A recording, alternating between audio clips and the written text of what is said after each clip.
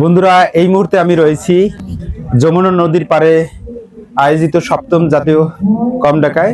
এখানে ৫,০০০ লোক অংশগ্রহণ করেছে এই সপ্তম জাতীয় কমডাকায়। সারা বাংলাদেশ থেকে মোটামুটি এই ৫,০০০ স্কাউটারগণ এখানে এসেছে। তার ভিতরে ভলান্টিয়ার রয়েছে ২,০০০ এবং ৩,০০০ রয়েছে পার্টিসিপেন্ট যারা স্কাউট এবং রোভার স্কাউট, এবং তারা কিন্তু এই যমুনার পরে এখানে কিন্তু তাঁবু টাঙানো আছে এবং সেই তাঁবুতে তারা কিন্তু থাকছে। বন্ধুরা, চলুন আমরা সেই তাঁবুতে থাকার যে অবস্থান এবং তারা তাঁবু এরিয়া কিভাবে গেজেট দিয়ে সুন্দর করে সাজিয়েছে সেগুলো আমরা একটু দেখব।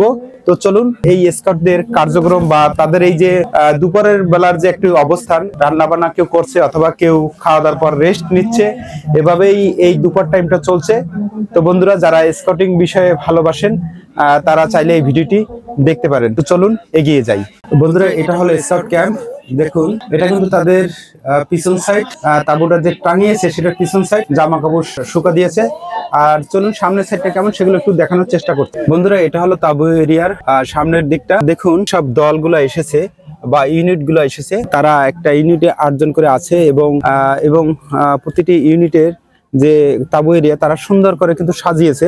বিভিন্ন চ্যালেঞ্জে কিন্তু তারা অংশগ্রহণ করবে। যেহেতু তারা ৬ দিন ব্যাপী এখানে অবস্থান করবে, তাই তাদের ব্যাগ লাগেজ গুলা কিন্তু এভাবেই সুন্দর করে সাজিয়ে রেখেছে। এবার চলুন প্রতিটি তাঁবুর ভিতরে কিন্তু যেসব রোভার স্কাউট এবং রোভার স্কাউটরা যে আনন্দ করে, মজা করে, সেগুলো একটু দেখার চেষ্টা করব। কারণ তারা যখনই অবসর পায় তখনই কিন্তু তারা গান বাজনা বা হাসি খুশিতে মেতে থাকে। তো চলুন এরকম একটি তাঁবুতে আমরা যাই।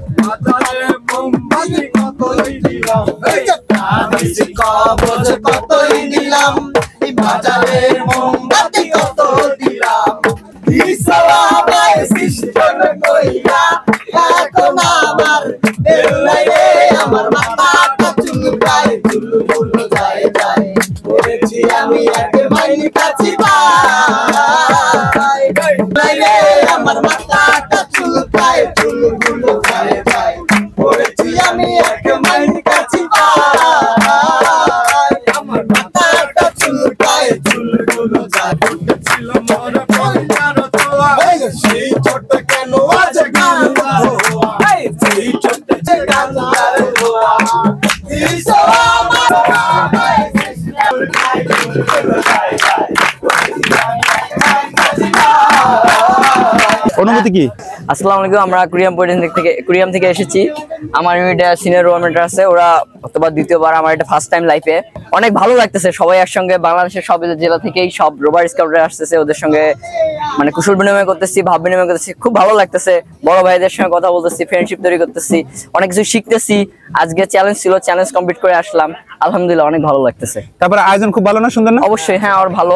মানে এমন একটা জায়গায় অবস্থান করতেছি আমরা, যেটা হলো যমুনা নদীর পাড়েই, যেখানে দিনের বেলা প্রচন্ড তাপদাহ এবং রাতের বেলা প্রচন্ড শীতের প্রকোপ থাকে, কিন্তু সব মিলাই একটা আনন্দময় পরিবেশ আমরা মেনে নিতে পারছি।